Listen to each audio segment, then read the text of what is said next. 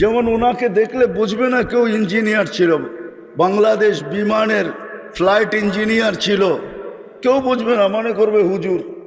একটু চকমইকা জামাটা ছেঁড়া দেখ, আমাদের মতো একটা সিম্পল সাদা সুদা জামা লম্বা পড়ো, তো মাইশো মনে করবো কোন মাদ্রাসার মোহতামেম জানি, নাইলে কোন মসজিদের ইমাম জানি।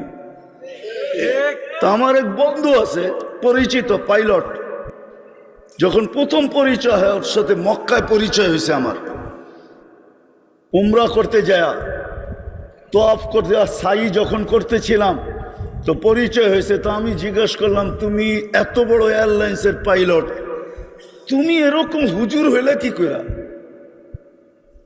তোমার তো হুজুর হওয়ার কথা না, তখনও সে রানিং পাইলট, তোমার তো হুজুর হওয়ার কথা না। তা হাসতেছে আর বলতেছে, মুফতি সাহেব আমার জীবনের কাহিনী আছে। আমি বললাম, কি কাহিনী? আমি একদিন ফ্লাইট নিয়ে যাইতেছিলাম হেথ্রো এয়ারপোর্টে, লন্ডন যাইতেছিলাম, কিন্তু ফ্লাই যখন করতেছিলাম তখন সবই ঠিক ছিল। যখন হেথ্রো এয়ারপোর্টের ইংল্যান্ডের সীমানায় ঢুকে গেছি, ল্যান্ডিংয়ের অনেকক্ষণ আগে ওনারা ভালো জানে সব চেক করতে হয় সব ঠিক আছে কিনা, আমি ল্যান্ডিং করতে পারবো কি পারবো না। বলে যখন আমি চেকিংয়ে গেছি তো দেখতেছি যে আমার চাক্কা নামবে না।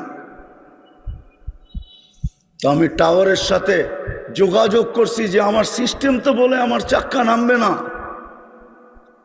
আমি তো বহু দূর থেকে আসছি, 8-9 ঘন্টা ফ্লাই করে আসছি, আমার তো ফুয়েলও নাই, তেল এতটুকু নেই যে আমি আমার জায়গায় ফেরত যাব।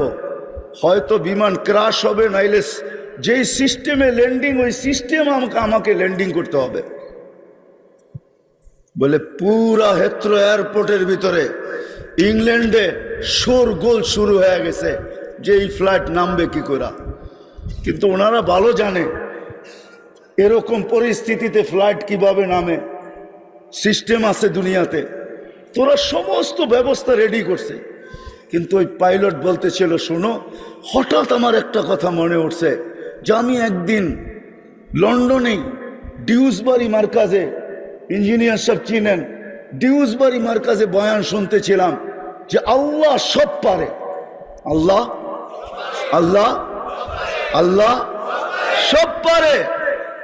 বলে ওই কথা আমার দিলের ভিতরে গাইতেছিল, আর আমি ওই কথা আমার দিলের ভিতরে এরকম এফেক্ট করছে, আঘাত করছে যে আমি সুইচের ভিতরে চাপ দিয়ে আল্লাহু আকবার বলে আল্লাহ সব পারে বলে চাপ দিছি, চাক্কা গড়গড়ে নেমে গেছে।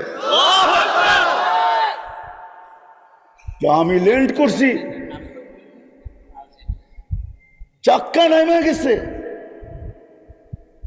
আমি ল্যান্ড করছি, সারা এয়ারপোর্ট পরেশান হয়ে গেছে যে তুমি আমাদের সাথে নাটক করছো নাকি, এটা কি নাটক করার বিষয়?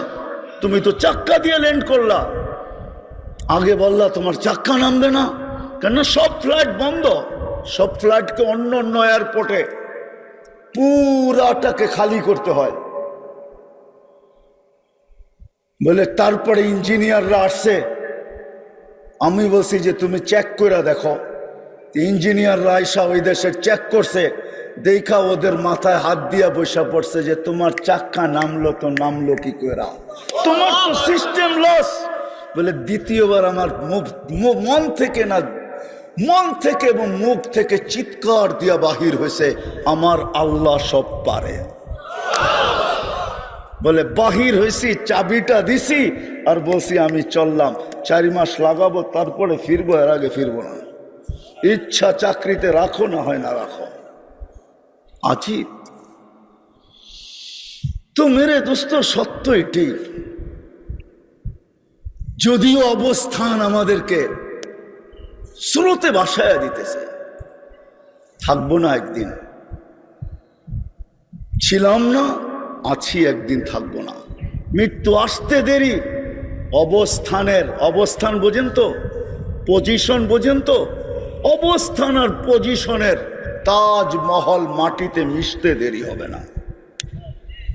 কবির কথা এটাই সত্য।